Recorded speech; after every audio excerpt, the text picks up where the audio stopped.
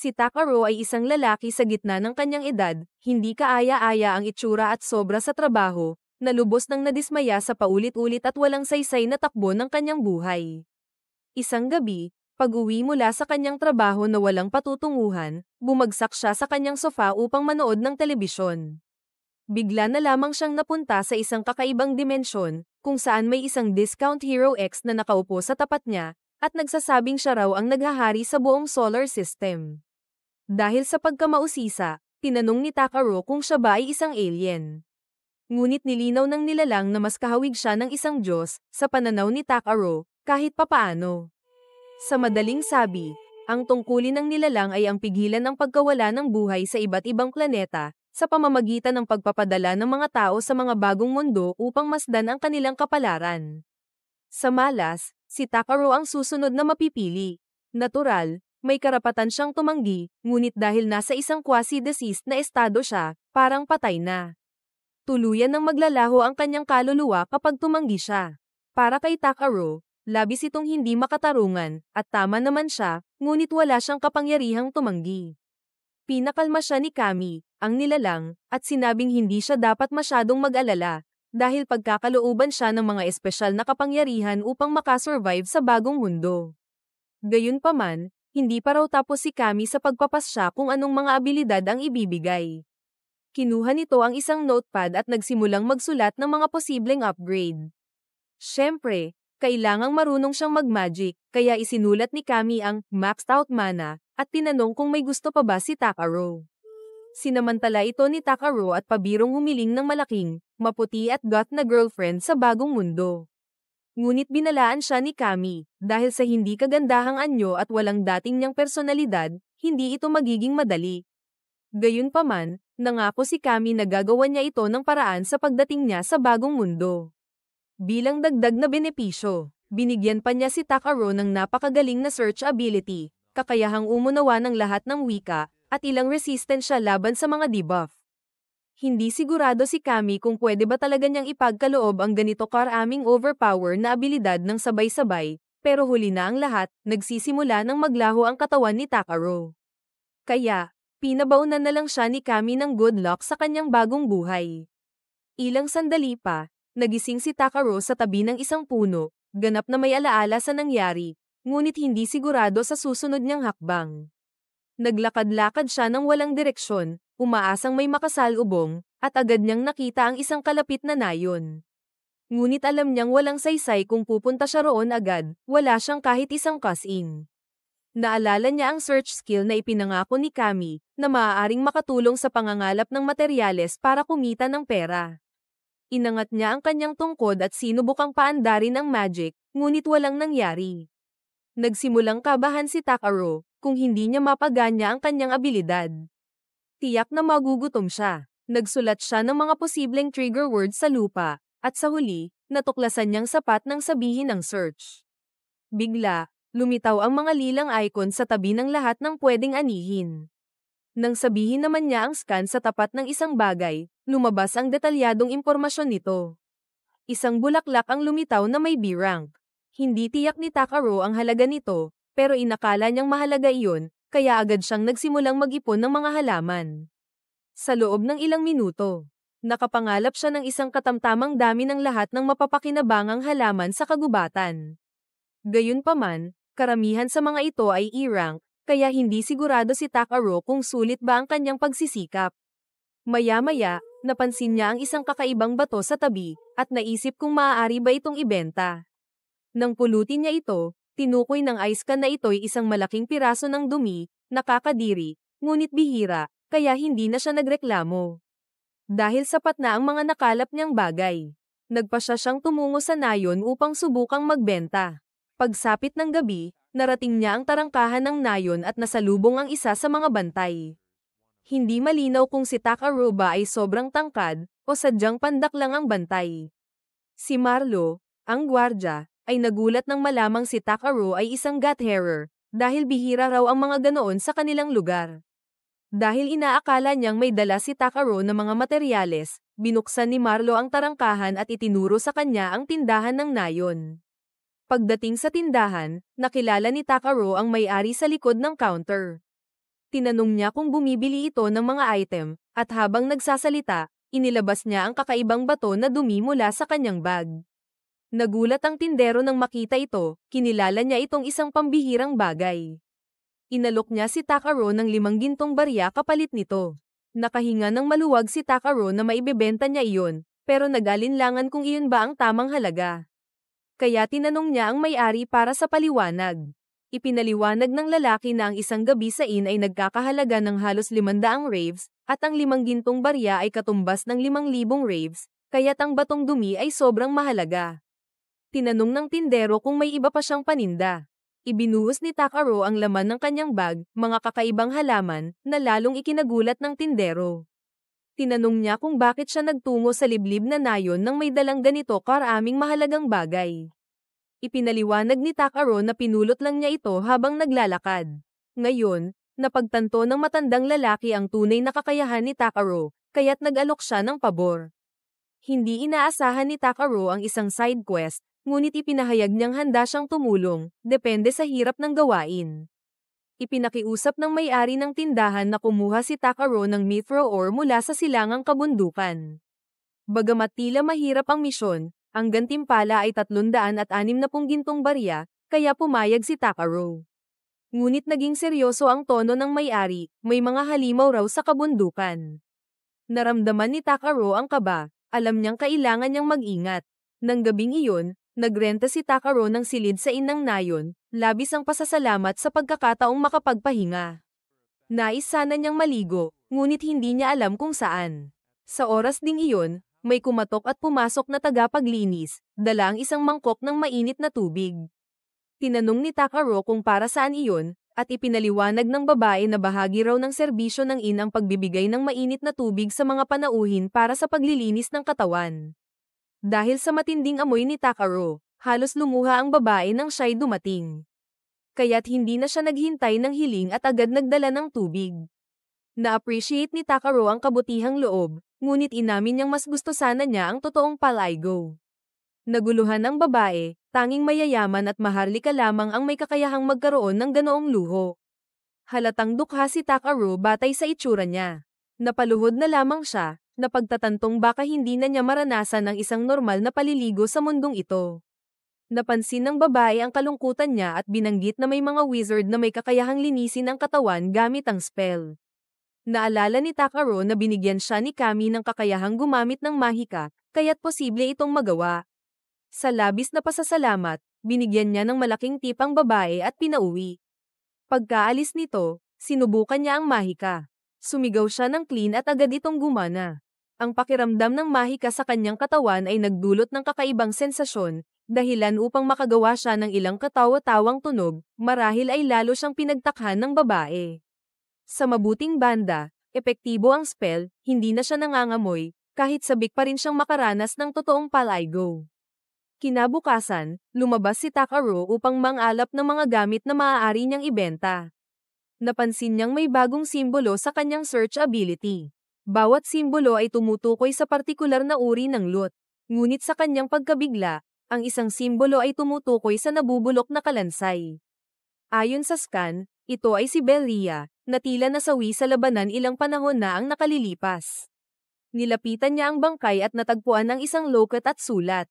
Ang sulat ay mula sa nakababatang kapatid ni Belria, nagpapasalamat sa kanyang pagsisikap kumita ng pera para sa gamutan ng kanilang ama. Higit sa lahat, hangad lamang niya ang ligtas na pagbabalik ng kanyang kapatid at pinayuhan itong umiwas sa panganib, isang babala na tila hindi niya sinunod. Ginugol ni Takaro ang susunod na oras sa paghukay at paglibing kay Belria. Nang matapos, gumuhit siya ng protective circle at nagcast ng barrier para gawing ligtas ang lugar. Kinabukasan, naglakad pa siya papasok sa kagubatan at narating ang gubat ng mapuputing puno, isang lugar na kilala sa mga halimaw at malamig na aura. Kung siya lang ang masusunod, iiwas siya dito, ngunit ito lang ang daan patungong silangang bundok. Nagcast siya ng light spell para maliwanagan ang daan at sinimulang mag-scan. Subalit, wala siyang nakita na mahalagang item. Ang mas nakapagtataka, wala ring halimaw sa paligid kahit masama ang reputasyon ng lugar. Kaya't sinamantala niya ang pagkakataon at nagpatuloy. Ngunit may pag-iingat. Habang tumatakbo siya, nadulas si Takaro at nahulog sa bangin. Sigurado siyang mamamatay siya, kaya't nagsimulang bigkasin ang iba't ibang spell. Sa huli, nang sigawan niyang, fly, nag-activate ang isang levitation spell at ligtas siyang bumaba. Sa ilalim ng bangin, napansin niyang maraming mineral sa paligid ng kuweba. Kaya't sinimulan niyang magmina. Marami siyang natagpuang mahalagang ore, kabilang ang pilak.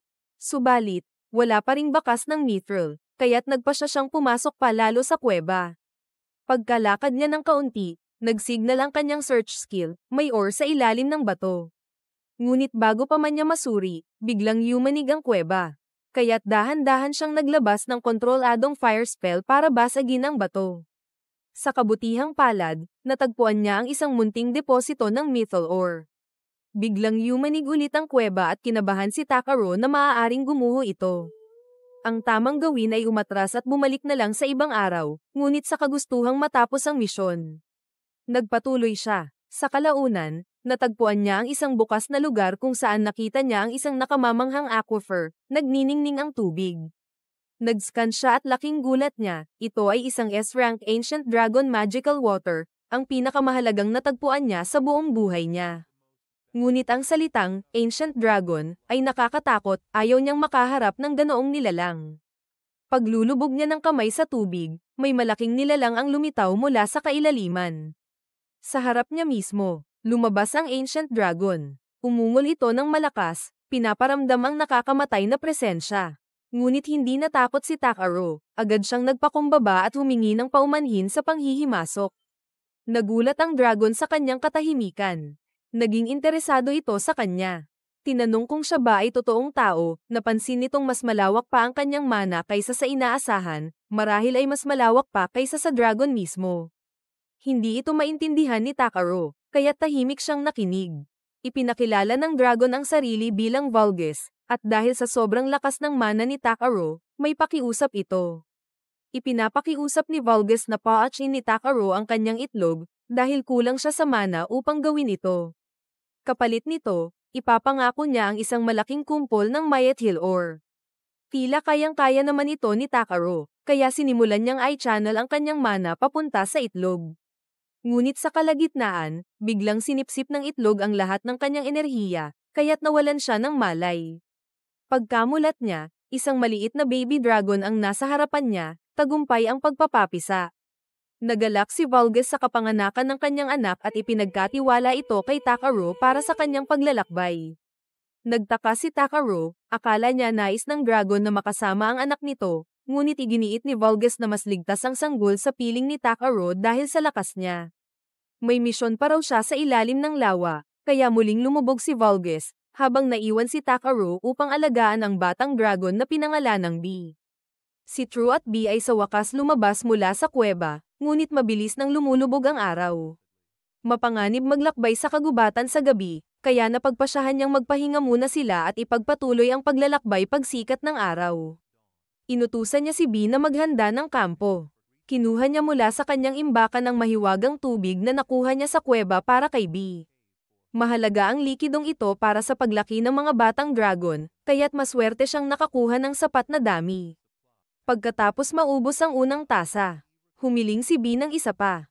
Ngunit nang ibuhos ito ni True, marahan niyang itinulak pabalik ang tasa at iginiit na si True naman ang uminom. Bagaman medyo naiilang siya sa ideyang uminom ng tubig na nagmula sa sinaunang paliguan ng dragon, ayaw niyang bastyusin si B.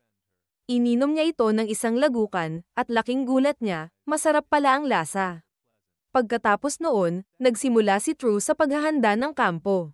Inayos niya ang ilang batong may mahika upang makalikha ng proteksyon na harang. Sa mundong ito, napakabihira at napakahalaga ng ganitong mga bato, ngunit kaya niya itong gawin ng madali sa pamamagitan ng pagtuon ng isipan at pagdaloy ng mana sa kanyang palad. Ang batong ginawa niya ngayon ay naglalabas ng init, isang heating stone, na perpekto para sa pagluluto ng hapunan. Inilagay ni True ang batong iyon sa kalan at nagsimulang magluto. Nag-ihaw siya ng makakapal na hiwa ng steak at nagpakulo ng mainit na sabaw ng karne, ang paborito niyang pagkain. Si B, na naaakit sa amoy, ay nakatingin ng may kumikislap na mga mata, halos tumutulo ang laway sa pananabik. Hindi sigurado si True kung dapat bang pakainin ng solidong pagkain ng isang bagong pisang dragon, ngunit sa huli ay binigyan niya ito ng maliit na mangkok. Agad itong sumubo, ngunit napaso ang labi dahil sa init ng sabaw. Dahan-dahan itong pinalamig ni True gamit ang kanyang hininga bago muling iniabot. Sa pagkakataong ito, natikman ni B ng maayos, at tuwang-tuwa siya rito. Masaya si True sa naging reaksyon niya. Ngunit maya-maya ay naisip niyang tanungin kung nalulungkot ba si B sa pag-iwan kay Vules. Kumurap si B sa pagtataka, bakit niya mamimiss si Vules kung nandyan naman si True sa tabi niya. Habang mahigpit na nakayakap sa kanya, ginamit ni True ang kanyang appraisal skill at nagulat ng matuklasang umabot na si B sa B-rank kahit sa maliit at cute nitong anyo. Ang kanyang mga kakayahan ay kinabibilangan ng mga pambihirang katangian gaya ng limitless evolution, na palatandaan ng dakilang kapangyarihang taglay niya. Gayunpaman, mahigpit siyang pinaalalahanan ni True na huwag maging padalos-dalos, ngunit gaya ng dati, hindi ito pinansin ni B. Pagsapit ng bukang liwayway, muling inakyat ni True ang bangin at pagdating niya sa tuktok, laking gulat niya nang makita ang kagubatan na muling tahimik at payapa. Anumang kaguluhang nangyari rito kagabi ay tila naglaho na parang bula. Hindi na niya ito pinagtuunan ng pansin at sa halip ay nag-concentrate sa kanyang gawain, gamit ang kanyang search ability upang mahanap ang mga C-rank materials sa paligid. Ngunit bago pa man niya makuha ang mga ito, biglang tumakbo si B papalapit sa kanya, halatang natatakot, at nagbabala tungkol sa isang nakakatakot na nilalang sa loob ng gubat.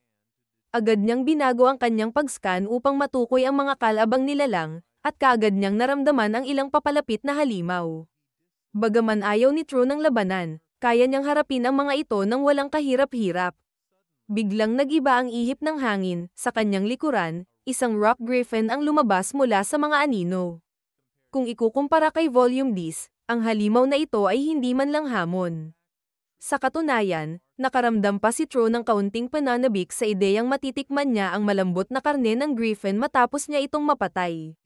Mabilis siyang lumikha ng proteksyong harang, pagkatapos ay bumuo ng 3 crystalline ice lances at inihagis ang mga ito ng may matinding katumpakan. Tumagos ang mga sibat sa katawan ng halimaw sa isang tama lamang, at agad itong bumagsak, patay. Halos kasabay noon, isang kawan ng mga lobo ang lumitaw mula sa kagubatan at pinalibutan siya. Ipinadaloy ni True ang enhancement magic sa kanyang katawan, pinabilis ang kanyang galaw, at tumalon paitaas upang makaiwas sa sabay-sabay na pag-atake ng mga lobo. Habang nasa ere, pinatigas niya ang kanyang mga braso at binti gamit ang reinforcing magic, at bumagsak pababa na parang martilyo, ang kanyang sakong ay tumama sa ulo ng isang lobo, na agad nadodge sa lakas ng impact. Sa loob lamang ng ilang sandali, natapos niya ang laban, pinabagsak ang lahat ng halimaw sa paligid. Nang humupa ang alikabok, pinagmasdan ni True ang paligid na may kasiyahan. Marami siyang nakuha na karne para sa mga susunod na araw. Ngunit nang itaas niya ang kanyang paningin, nanigas ang kanyang mukha, dahil may 12-dosenang halimaw pa sa dulo ng kagubatan. Kung makikipaglaban siya sa lahat ng ito, maaaring maipit siya sa lugar ng ilang linggo. Naiinis siyang napabulong, sana raw ay may paraan para makalayo ng hindi nakikipaglaban. Sa sandaling iyon, hinayla ni B ang laylayan ng kanyang kapa habang pumapagaspas ang maliliit nitong pakpak, sinusubukang buhatin siya. Nagduda si True, hindi siya naniniwalang kaya niya, lalo't kasing laki lang ng kanyang dibdib si B, ngunit sa gulat niya, napakalakas pala nito.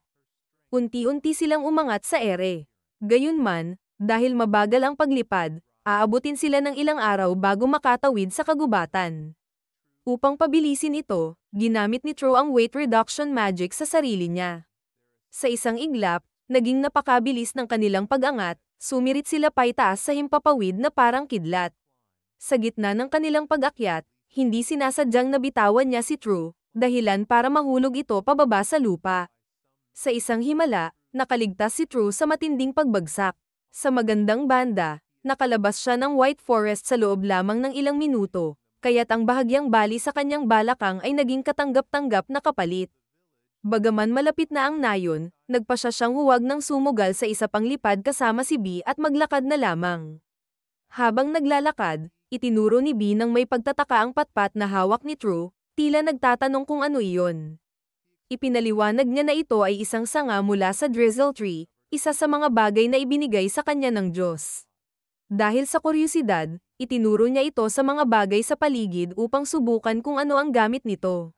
Ngunit tila naramdaman ni B ang mas malalim na enerhiya sa loob nito.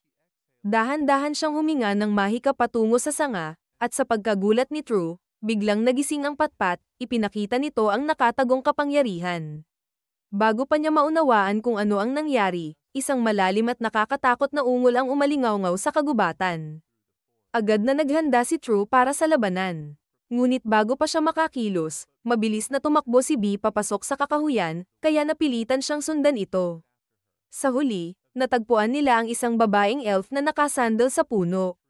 Nag-aalala si True na baka inatake ito ng mga halimaw, kaya agad siyang tumakbo upang tumulong. Ngunit mahina siyang sinabihan ng dalaga na hindi siya nasugatan, gutom lamang. 3 araw na siyang walang kinakain o iniinom at nagmamakaawa kay True na bigyan siya ng kaunting pagkain. Hindi nagdalawang isip si True at inilabas ang tubig at tanghalian na inihanda niya para sa sarili, saka ito iniabot sa dalaga. Kumikinang ang mga mata ng elf sa tuwa at gutom habang mabilis niyang nilantakan ang pagkain. Pagkatapos niyang kumain, huminga siya ng maluwag, at nang masiguro ni True na maayos na ang kalagayan nito, nagsimula siyang magtanong. Ang unang tanong ni True ay kung paano siya nagutom sa gitna ng kagubatan ng 3 araw gayong ang pinakamalapit na bayan ay 1 araw lamang ang layo sa paglalakad. Nahihiyang umamin ang dalaga na nagmadali siyang umalis at tuluyang naligaw.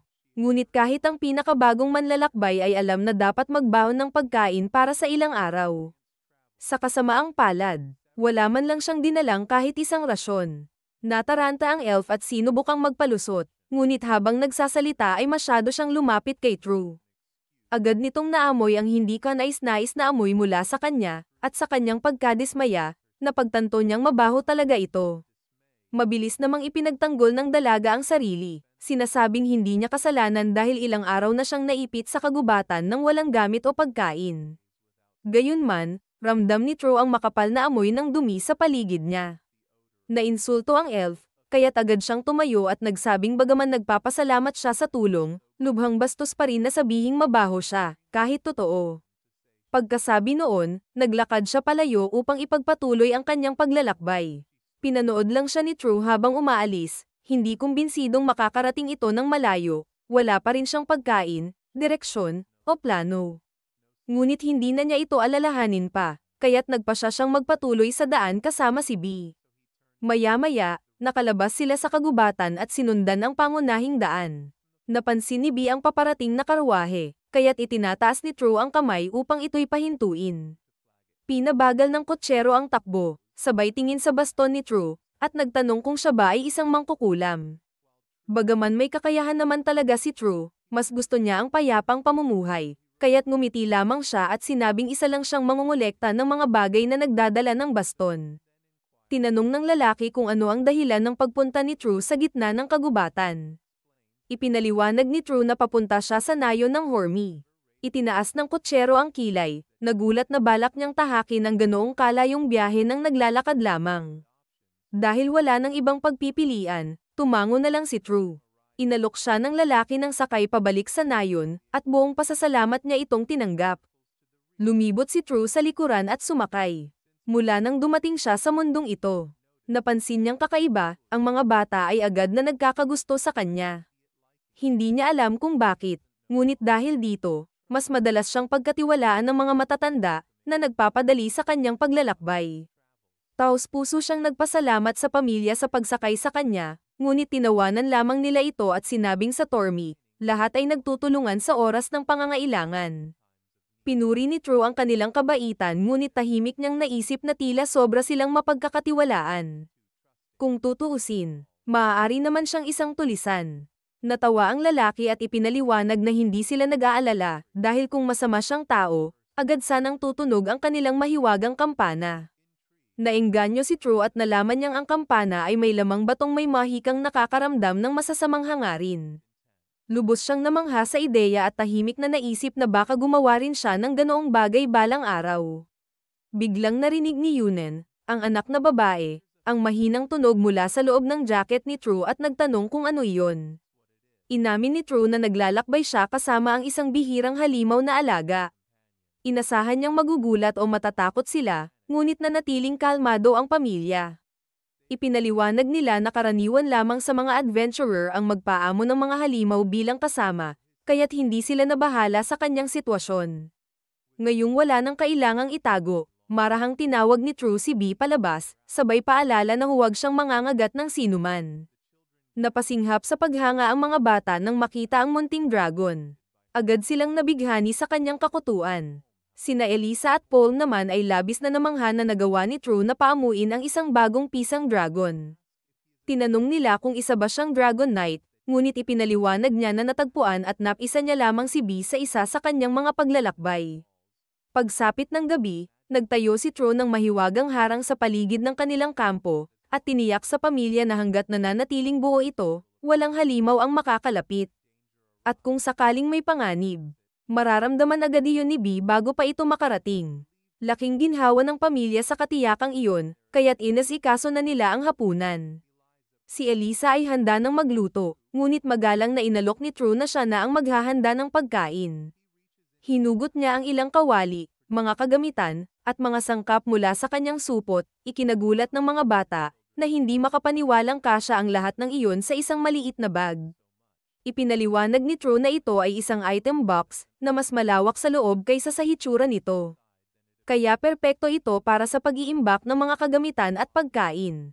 Pagkatapos maluto, sabay-sabay silang kumain at labis na nasiyahan sa lasa ng pagkain. Lalo na si Paul, na tuwang-tuwa dahil sa wakas ay nakakain siya ng iba bukod sa tuyot karne. Habang tumatagal ang gabi, napuno ng tawanan ang kampo.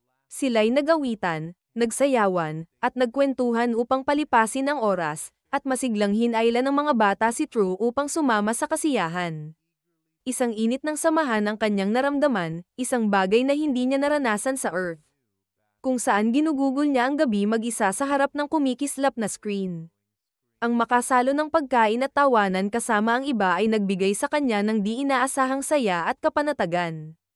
Kinabukasan, nagising si Takaro at sinimulang pinakintab ang kanyang gunting upang magkaroon ng libangan habang naghihintay ng pag-alis. Sinabi ni Poland na maaari na silang umalis matapos mag-agahan, ngunit may munting hiling si Takaro, nais niyang subukang magmaneho ng karwahe, dahil hindi pa niya ito nagagawa noon. Pumayag si Poland ng walang pag-aalinlangan, at di nagtagal ay naglakbay na sila. Makalipas ang ilang sandali, narating nila ang nayon. Bumaba si Takaro mula sa karwahe. At nagpasalamat si Poland sa kanya sa pagbabahagi ng pagkain. Ngunit iginiit ni Takaro na siya ang dapat magpasalamat, dahil hindi na niya kailangang maglakad ng malayo. Pagkatapos, nagpaalam na sina Poland at ang kanyang mga kasama. Habang pinagmamasdan sila ng maikling bantay na umalis, sinabi nitong tila dumating na ang tagsibol. Naguluhan si Takaro at nagtanong kung ano ang ibig niyang sabihin. Ipinaliwanag ng bantay na si Poland ay isang manghahabi na madalas bumiyahe sa maiinit na rehiyon upang magtrabaho. Palaging mahirap ang biyahe para sa kanya at sa kanyang pamilya, at dahil hindi siya marunong mangaso, kailangan nilang magtiis sa kakaunting supply. Sa pagkarinig nito, naunawaan ni Takaro kung bakit labis na natuwa si Poland sa kanyang niluto. Dahil dito, mas lalo niyang pinahalagahan ang kanyang kakayahang mangalap bilang isang biyaya. Paglaon, bumalik si Takaro sa tindahan ni Jerome upang ihatid ang mga materyales na ipinakolekta sa kanya. Upang subukin ang katapatan ni Jerome, palihim niyang hinalo ang isang piraso ng mahiwagang mithril ore mula sa yungib ng dragon sa karaniwang mithril. Matagal na sinuri ni Jerome ang mga bato bago tuluyang napansin na ang isa ay tunay na mahiwagang mithril ore.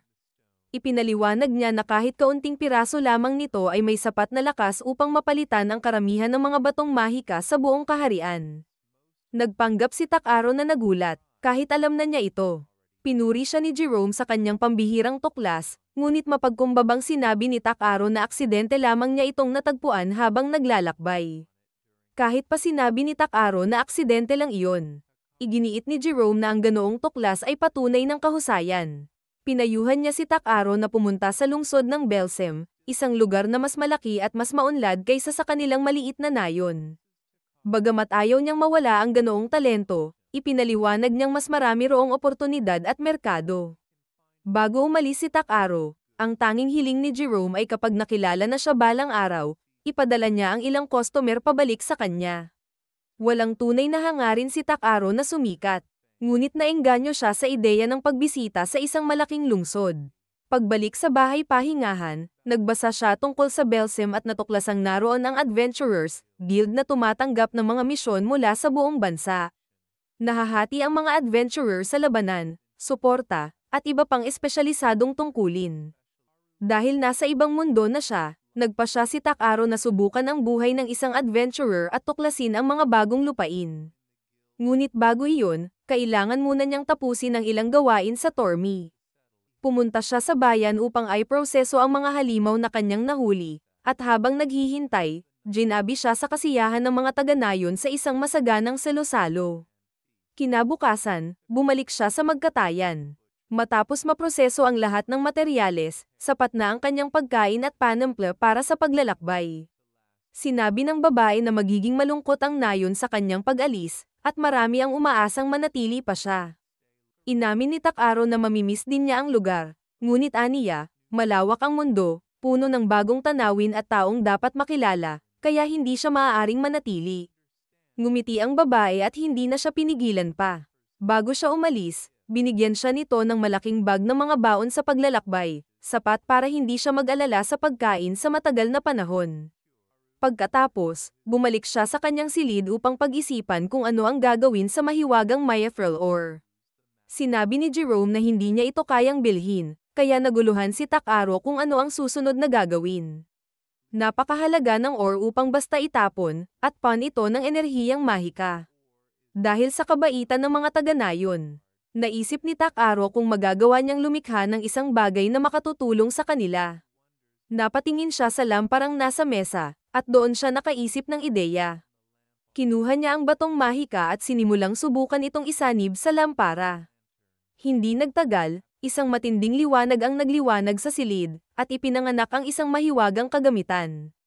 Kinabukasan, habang naghahanda si Takaro sa pag-alis, nagtipon ang buong nayon upang magpaalam sa kanya.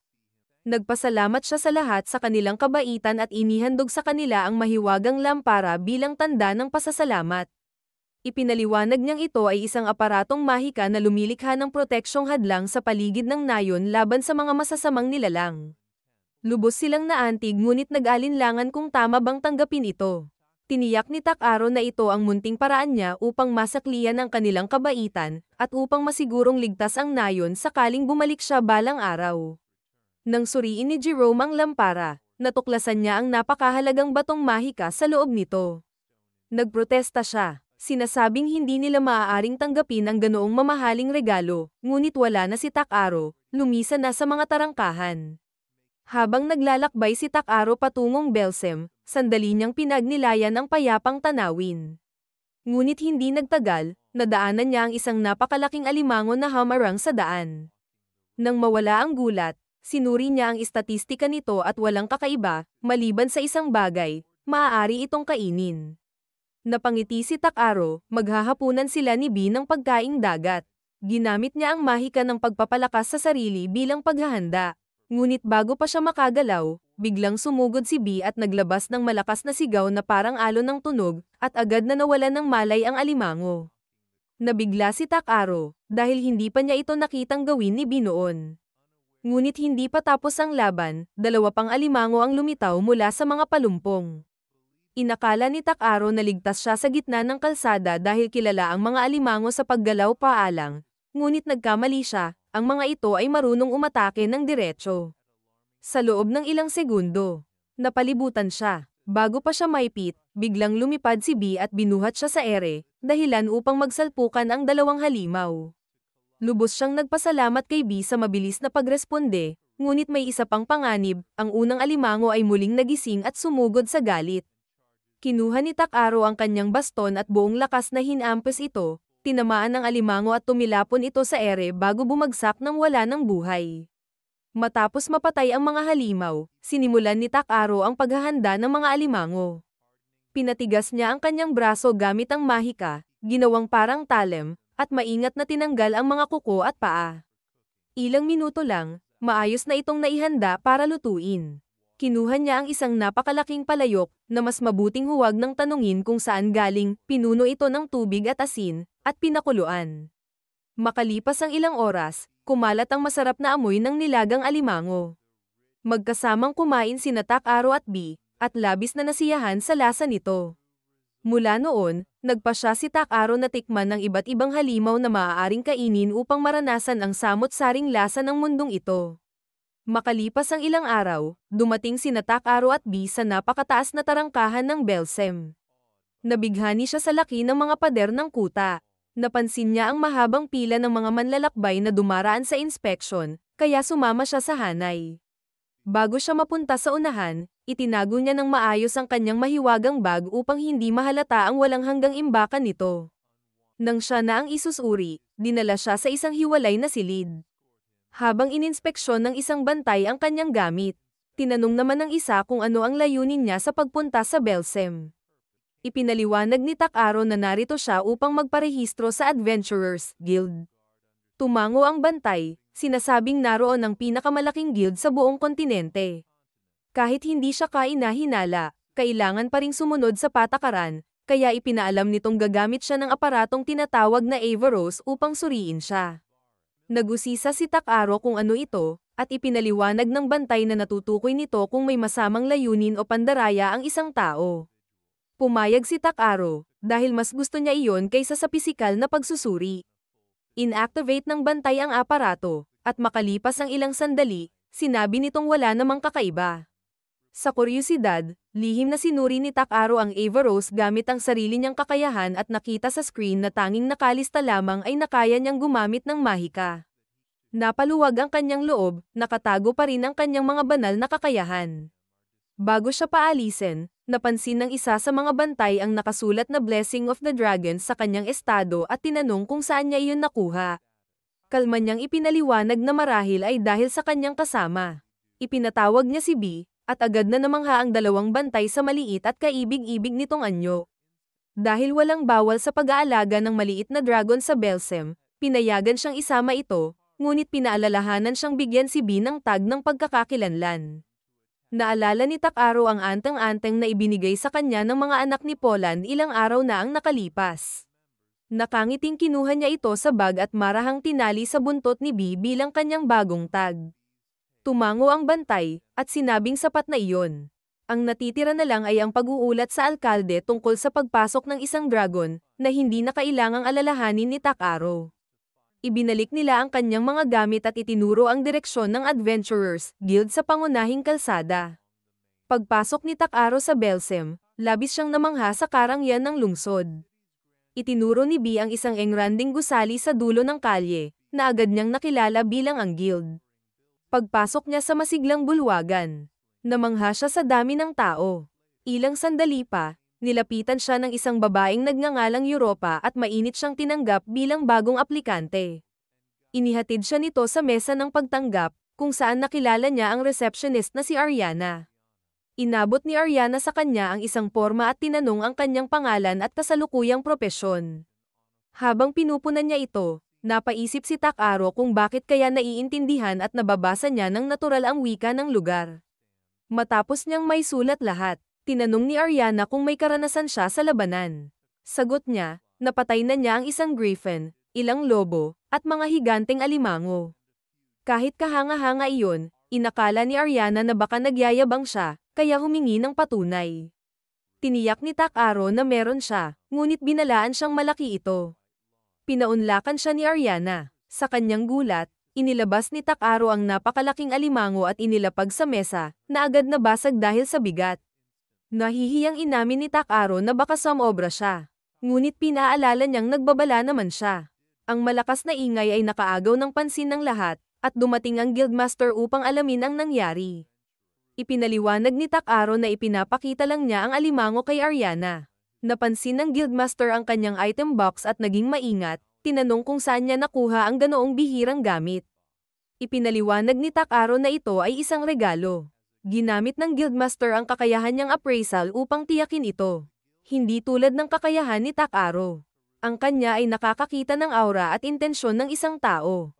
Nang maramdaman niyang walang masamang hangarin si Tak-aro, Nagpa siya siyang wala ng dahilan upang parusahan ito. Inalok niyang ipasuri ang alimango at bayaran siya, ngunit tinanggihan ni Takaro, balak daw niyang kainin ito mamaya, na ikinagulat ng lahat sa guild. Dahil sa kaguluhan, iminungkahi ni Ariana na ipagpatuloy nila ang proseso ng pagpaparehistro sa mas tahimik na silid. Pag-upo nila, inamin ni Ariana na sapat na patunay na ang alimango sa kakayahan ni Takaro. Tinapos niya ang proseso at iniabot ang kanyang armband ng guild. Bagaman karapat-dapat siya sa mas mataas na ranggo, kinakailangan ng patakaran na lahat ng bagong miyembro ay magsimula sa rank F gayunman, sinabi niyang dahil sa talento ni Takaro, tiyak na mabilis siyang angat. Pagkalipas ng ilang panahon, natagpuan ni Takero ang pamilya ng mandirigmang na bulok na minsan niyang nakita sa kagubatan malapit sa nayon ng Tormi. Ibinigay niya sa kanila ang mga gamit ng mandirigma, at habang tinititigan nila ang mga ito, tumulo ang kanilang mga luha, ito ang unang balitang natanggap nila tungkol sa kanya. Napansin ni Takero na ang pamilya ay mapatla at mahina, at naalala niya ang sinabi ng gwardya kanina. Noong pumasok siya sa lungsod, nagtanong siya tungkol sa isang mandirigmang nagngangalang Belria. Na nabasa niya sa isang sulat na kasama ng mga gamit. Sinabi ng gwardya na si Belria ay nagsagawa ng isang misyon upang bumili ng gamot para sa kanyang ama, ngunit hindi na siya nakabalik. Napagtanto ni Takero na marahil doon nasawi si Belria. Naawa siya sa pamilya at nagpa siya na tulungan sila. Pagkatapos silang tulungan, pumunta siya sa Adventurers Guild at nakipagpalitan ng ilang halamang gamot sa isang lalaking may anyong lobo. Narinig ng receptionist na si Ariana ang kanilang usapan. Napansin ng lalaking lobo ang kanyang mga tainga ng kuneho na nakasilip sa likod ng pader at tinanong kung may problema. Nahihiyang lumabas si Ariana at ipinaliwanag na may dumating na tambak ng bagong mga komisyon mula sa mga kliyenteng partikular na humihiling kay Takero, palatandaan na kilala na siya sa buong guild. Bagaman nagdududa kung kakayanin niya lahat ng kahilingan, kinuha ni Takero ang kalahati at nangakong tatapusin ang mga iyon sa lalong madaling panahon. Pagkatapos ibenta ang kanyang mga nakolektang materyales, nagtungo siya sa paliguan upang magpahinga kasama si Black, habang pinag-iisipan ang mga nangyari sa Belka City. Lumipas na ang kalahating buwan at maayos ang lahat. Naalala niya ang unang beses niyang naligo sa pampublikong paliguan, kung gaano kadumi ang tubig noon, hanggang sa linisin niya ito gamit ang kanyang cleansing magic. Dahil dito, araw-araw na siyang nagpupunta roon upang mapawi ang pagod. Nilapitan siya ng isang beastman na nagngangalang Clay, na nagsabing narinig niya ang mga chismis na kayang magpagaling ni Takero ng malalakas na sugat. Nang magtanong si Takero ng detalye, ipinaliwanag ni Clay na sinasabi ng mga tao na pinagaling ni Takero ang isang lalaking malubha ang sakit mula sa mga barong-barong. Totoo ang sabi, ginamit ni Takero ang kanyang healing magic upang pagalingin ang ama ni Belria at ibalik ang kalusugan ng pamilya. Inamin ni Takero kay Clay na marunong siya ng healing magic, ngunit hindi niya ito itinuturing na kakaiba. Tinanong ni Clay kung tumanggap siya ng bayad mula sa ama ni Belria, at nang malaman niyang libre niyang ginawa ito. Natawa si Clay sa di makapaniwalang mayroon pang ganoong kabaitan sa mundong iyon. Pinayuhan niya si Takero na pataasin ang kanyang adventurer rank, upang makasali sa mas mahihirap na misyon at kumita ng mas malaki. Ngunit sabi ni Takero, kontento na siya sa kasalukuyang antas at wala siyang pagnanasang yumaman. Napabuntong hininga si Clay, binabalaan siyang ang sobrang kabaitan ay maaaring magdala ng kapahamakan. Makalipas ang ilang araw, bumalik si Takero sa kanyang pang-araw-araw na gawain sa guild. Ipinagpapalit ang mga nakolektang materyales. Halos magmakaawa na sa kanya ang lalaking lobo na mag-rank up dahil sa galing niya. Ngunit tumanggi si Takero, sinasabing nais lamang niya ng payapang buhay. Biglang sinalakay ng mga goblin ang lungsod. Lahat ng D-rank adventurers ay ipinadala upang depensahan ito, habang si Takero ay nagtangkang umiwas dahil F-rank lamang siya. Pero bago siya makatakas, hinayla siya ng Guildmaster Roder, na alam ang tunay niyang lakas. Plano ni Roder na harangin ang mga goblin bago sila makatawid sa ilog. At pinasigla niya ang mga mandirigma sa pamamagitan ng inspiredong talumpati. Nagmarcha ang mga adventurers patungo sa labanan at nagtayo ng kampo sa tuktok ng bundok upang mabantayan ang paligid. Marami na ang nasa unahan, ngunit nanatili si Takero sa likuran. Kasama niya si Muzelli, na nanginginig sa takot sa kagubatan sa paligid. Pinakalma siya ni Takero at ipinaalala na mahalaga ang kanyang tungkulin bilang manggagamot na dapat niyang gamutin ang mga sugatan. Sinabi niyang walang masama sa pagkakaroon ng takot, ngunit kailangan itong harapin upang mabuhay. Naliwanagan si Muzelli at tumibay ang loob. Naroon din si Clay, kaya tinanong siya ni Takero kung bakit hindi siya nasa harapan ng labanan. Ipinahayag ni Clay na may malaking pilat siya sa likod, isang tanda ng kahihiyan para sa isang mandirigma, dahil ito'y sugat na natamo habang tumatakas. Hindi sumang-ayon si Takero, sinabing maaaring may ibang dahilan, at nalaman niyang nakuha ni Clay ang pilat na iyon habang pinoprotektahan ng iba. Para kay Takero, mas mahalaga ang katotohanang nakaligtas si Clay. Napangiti si Clay ng mapait, sana raw ay ganoon din mag-isip ang iba. Biglang tumunog ang alarm mula sa harapan, nakalusot ang mga goblin at papalapit na sa kanilang posisyon. Agad na tumakbo si Clay upang makipaglaban. Habang umaalis siya, napansin ni Takero si Muzelli na nagpapagaling ng sugatang mandirigma, kalma at matatag. Naantig si Takero sa kanyang tapang. Ginamit niya ang magic shield at barrier upang protektahan ang grupo, at iniwan silang ligtas bago sumugod sa labanan. Pinalakas niya ang kanyang mga braso at binti, tinaga ang mga goblin sa daan, at tinulungan ng ibang grupo na mahigpitan ang depensa. Tinawag niya si Black, na sa isang hampas ay winasak ang mga kalaban. Ipinahayag ng mga adventurer na sinalakay sila ng isang goblin sergeant, isang mas malakas na uri, na nagpabagsak sa kanilang depensa. Sinabi nilang pinigilan ni Clay ang paglusob ng mga goblin sa kaharian, ngunit nawala siya sa labanan. Nag-aalala si Takero at dali-daling hinanap siya. Tulad ng inaasahan, napalibutan na si Clay ng mga goblin. Agad na sumaklolo si Takero, pinaslang ang ilan upang bigyan siya ng sandaling makahinga. Sinaway siya ni Clay, sinasabing hindi siya dapat naroon. Ngunit iginiit ni Takero na masyado ng sugatan si Clay at kailangan niyang umatras. Tumanggi si Clay, sapagkat hindi niya maiiwan ang mga kasama, kung aalis siya, maaabot ng mga halimaw ang lungsod. Ayaw pa ring umatras ni Clay, at habang pinagmamasdan siya ni Takero, naisip niyang gamutin ito ng buo, ngunit ang sugat ay nasa likod. Ang parehong pilat na tinatawag ni Clay na tanda ng kahihiyan.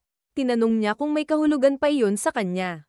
Umiling si Clay, sinasabing ito'y tanda lamang ng kanyang kabiguan. Inutusan ni Takero si Black na pigilan ang mga halimaw, saka binuhusan si Clay ng tubig na may elementong mahika, na agad nagpanumbalik ng lakas nito. Namangha si Clay sa biglang sigla at tinanong si Takero kung ano ang ginawa niya. Tumugon lang si Takero na pinagaling kita, ngunit dama ni Clay na higit pa roon ang nangyari. Muling sumabak si Clay sa laban, at sa tulong ng bagong lakas, pinuksang mag-isa ang mga goblin hanggang sa sila'y magtagumpay. Lumapit ang isa pang adventurer kay Takero, nagtataka sa nangyari, ngunit sinabi lang ni Takero na maliit na gamutan lang iyon. Hindi kumbinsido ang lalaki at nagtanong kung sino ba talaga siya. Ngumiti lang si Takero at sinabing isa lamang siyang F-rank adventurer na gustong tumulong. Dahil sa utang na loob, tinanggap ng lalaki ang kanyang paliwanag at nangakong bibigyan siya ng gantimpala. Pagbalik ni Takero sa kanyang tinutuluyan, inakala niyang babalik na sa normal ang lahat. Ngunit dumating si Clay, ganap ng gumaling, upang siya'y kausapin. Alam ni Clay na hindi ordinaryo ang ginawa ni Takero at tinanong kung anong uri ng mahika iyon. Ipinaliwanag ni Takero na ginamit niya ang tubig mula sa ina ni Black, isang sinaunang dragon. Naniniwala si Clay at nagtanong kung bakit niya ginamit iyon sa kanya. Sabi ni Takero, wala lang iyon dahil marami pa siya. Nagpasalamat si Clay ng taos-puso. Saka nagtanong kung sino talaga si Takero at saan siya galing. Natigilan si Takero, naalala ang babala na huwag kailanman sabihin ang pinagmulan niya. Ngunit ayaw niyang magmukhang kaina-hinala, kaya nang paalis na si Clay, pinigilan niya ito at sinabing magtitiwala siya sa kanya, ipinagtapat niyang siya'y mula sa ibang mundo, parang muling isinilang matapos mamatay. Natawa si Clay, inakalang biro, ngunit inamin na ang kapangyarihan ni Takero ay nagbigay sa kanya ng anyong dragonot. Isang lahing inapo ng sinaunang mga dragon. Sinabi ni Clay na halos hindi niya makontrol ang sobrang lakas, ngunit nagpapasalamat siyang naranasan niya iyon.